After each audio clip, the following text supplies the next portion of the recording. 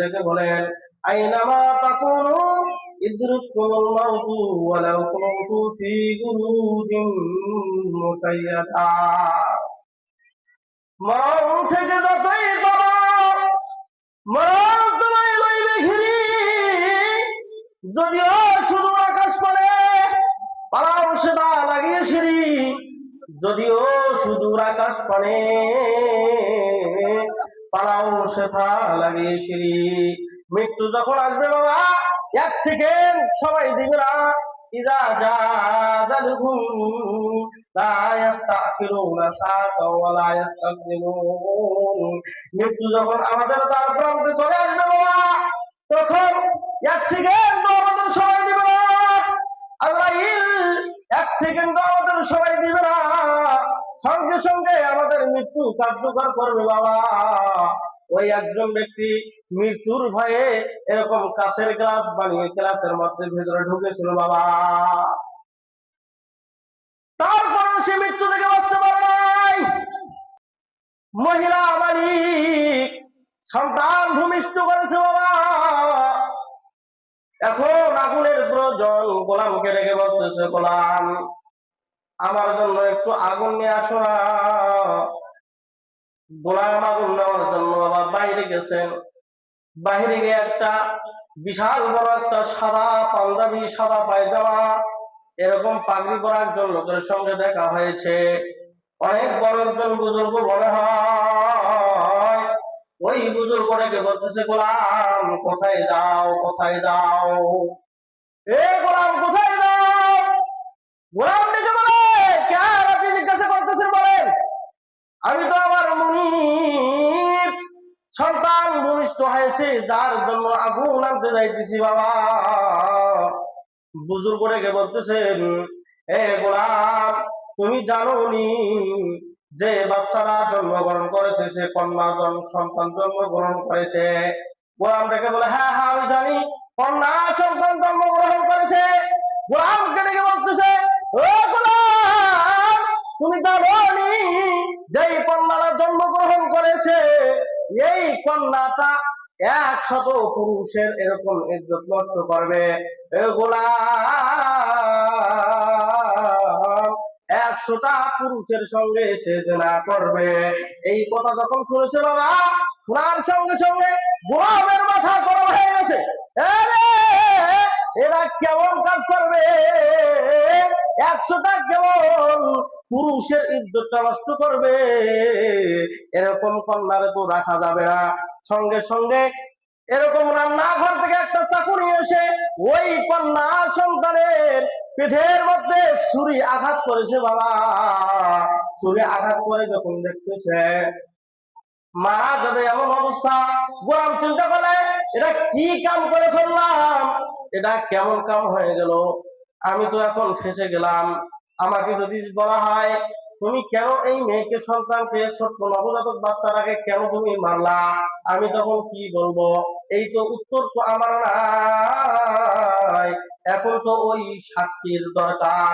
যখন বাইরে গেছে, বাইরে গিয়ে দেখে ওই যে বুজুর্গ লোকটা দেখা এতক্ষণ ছিল, এখন ওই বুজুর্গ লোকটা আর দেখা নাই।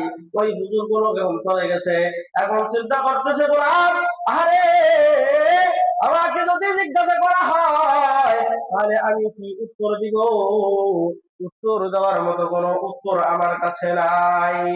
এখন পরিশেষ চিন্তা ভাবনা করে অন্য দেশে চলে গেছে।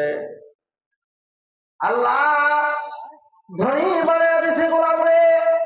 গোলাম এখন আর গোলাম নাই, গোলাম এখন একদম ধনী হয়ে গেছে। এইদিকে এই কন্যা সন্তানের যে মা ছিল, মা, এই মা নারী ভুড়ি যা বাহিরে বের হয়েছিল সবগুলো ভিতরে ঢুকাইয়া এরকম সুই সুতা দিয়ে সেলাই করে দিছে বাবা। আল্লাহ তাআলা যাকে বাঁচাইতে চান দুনিয়ার কেউ তারে মারতে পারে না। আল্লাহ যারে রাখতে চান না, যত বড় ডাক্তার হোক না কেন, যত ওষুধ খাক না কেন, সে বাঁচতে পারবে না।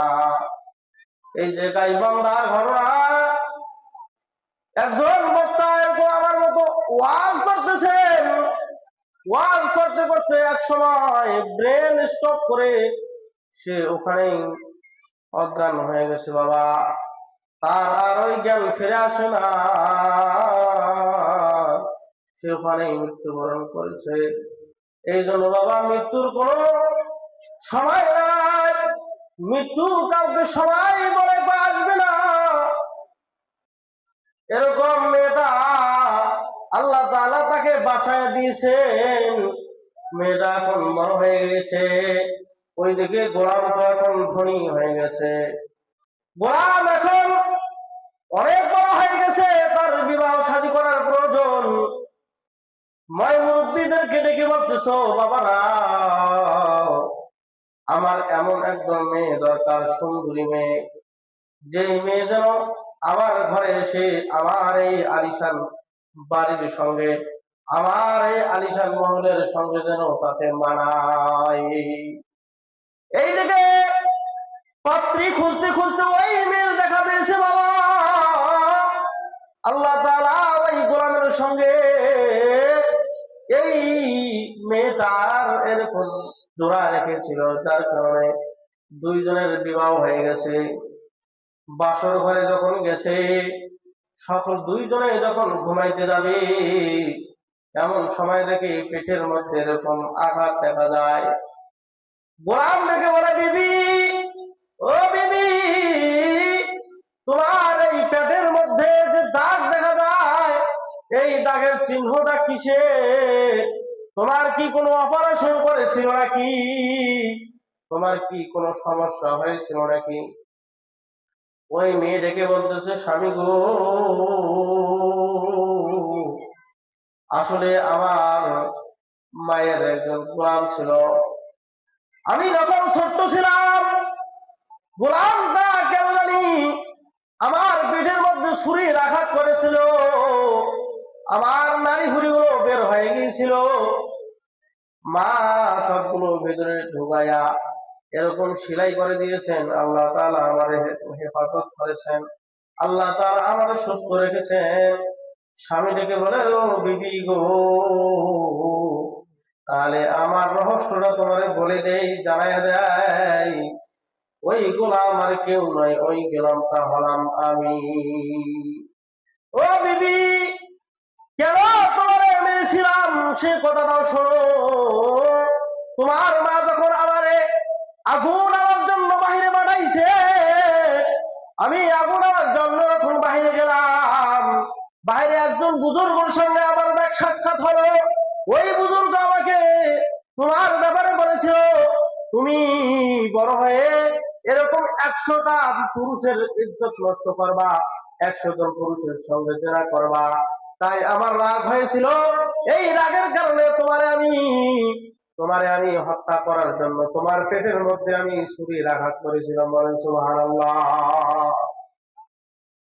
ও পর্দার মা বোনেরা, একটু মনোযোগ দিয়ে শুনবেন।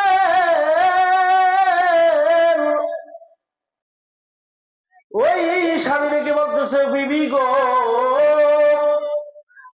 এই জন্য তোমার আমি আঘাত করেছিলাম। বিবি ডেকে বলতেছে, স্বামী গো, তাহলে আর লুকায়া কোনো লাভ নাই, সবকিছু তো তুমি জেনে গেছো। আসলে আমি স্বামী গো 100টা পুরুষের সঙ্গে আমি জেনা করেছিলাম। এই কথা শুনিয়া স্বামী ডেকে বলতেছে, বিবি গো, যেহেতু এই কথাটা সত্য হয়েছে, তাহলে ওই লোকটি, ওই বৃদ্ধ লোকটি আরো একটা বাণী আমাকে বলেছিল যে ওই মেয়েটা মারা যাবে একটা মাকড়সার কারণে, একটা মাকড়সার কারণে ওই মেয়েটা মারা যাবে। আমি তোমাকে আর কিছু বলবো না, তোমাকে কিছু করবো না। আমি দেখতে চাই কেমন করে তোমার মৃত্যুর কারণটা মাকড়সা হবে গো। তাই আর কিছু বলবো না। এখন স্বামীকে ডেকে বলতেছে, ও স্বামী গো, ও স্বামী, যা হবার তো হয়ে গেছে, এখন আমাকে একটা আপনি এমন ব্যবস্থা করে দেন যেই ঘরের মধ্যে যেন মাকড়সা ঢুকতে না পারে, এমনকি একটা পিপিলিকা পর্যন্ত যেন ওই ঘরের মধ্যে রুমের মধ্যে ঢুকতে না পারে। বাবা স্বামীকে ডেকে বলতেছে, স্বামী আপনার তো টাকা পয়সা আল্লাহ কম দেয় নাই, আমার জন্য এরকম একটা ঘরের ব্যবস্থা করেন না, যেই ঘরে মাকড়সা তো দূরের কথা, একটা পিপিলিকা পর্যন্ত যেন ঢুকতে না পারে। এখন স্বামী কথা শুনে এরকম একটা গ্লাসের দরজা বানিয়েছে, গ্লাসের ঘর বানিয়েছে বাবা, যে ঘরের মধ্যে একটা পিপিলিকা পর্যন্ত ঢোকার কোন রাস্তা নাই। ও মুসলমান ইমানদার, এরকম স্বামী স্ত্রী একদিন শুয়ে আছে, এমন সময় একটা মাকড়সা দেখা যায়, মাকড়সা দেখা যায়, স্ত্রী তো রাগান্বিত হয়ে গেছে, আহারে এই যে মাকড়সা দেখা যায়, ও স্বামী গো, এই মাকড়সার কারণে নাকি আমার মৃত্যু হবে, আমি কত মাকড়সার এরকম মাইরা ফেললাম। রাগ হয়ে বাসার মধ্যে ঝাড়ু ছিল, ঝাড়ু দিয়ে মাকড়সারে মারছে, ঝাড়ু দিয়ে মাকড়সারে মারছে, ঝাড়ু দিয়ে মাকড়সারে মাইরা ক্ষান্ত হয় নাই, তার নিজের যে পা ছিল, পায়ের গোড়ালি দিয়ে এরকম পিষতেছে পিষতেছে আর বলতেছে, এ মাকড়সা, তোমার কারণে নাকি আমার মৃত্যু হবে, দেখি কেমন করে তোমার কারণে আমার মৃত্যু হয়। ও বাবা, এই যে রাগের কারণে পায়ে দিয়ে যে পিষতেছে, পিষতে যে তার একটা দ্বারা এরকম তার পায়ের মধ্যে ঢুকে গেছে বাবা, যার কারণে বিষুক্রা হওয়ার কারণে সে ওই জায়গায় তার মৃত্যু হয়েছে। বলেন সুবহানাল্লাহ। এত বড় ক্ষতি হওয়ার পরও সে মৃত্যুবরণ করলো না, কিন্তু সামান্য একটা মাকড়সার কারণে তার মৃত্যু হলো।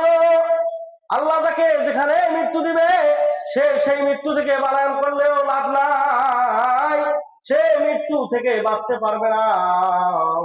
আল্লাহ তাআলা বলেন, ইজা জাদাহুম লা ইস্তাগফিরুনা সাআতাও ওয়া লা ইস্তাকবিরুন।